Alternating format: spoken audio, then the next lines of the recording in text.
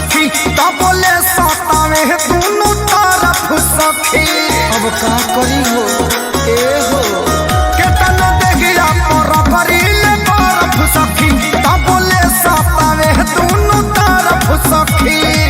सुनना होते हटते हमें तो दर्द करता छूटता पसीना भी रद करता। हाय रे गरमिया हद करता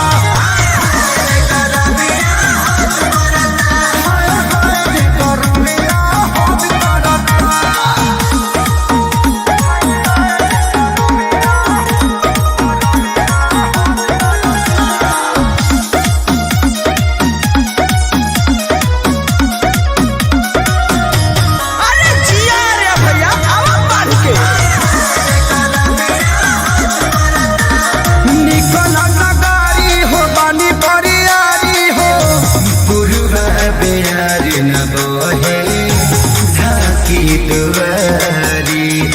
कहीं कुछ नहीं खेदो काम पंखा न कूलर एसी करे कुछ मरद जोगाड़ नहीं देसी करे।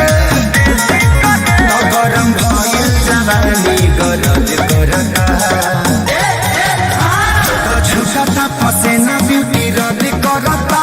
हाय रे गरमिया हद करता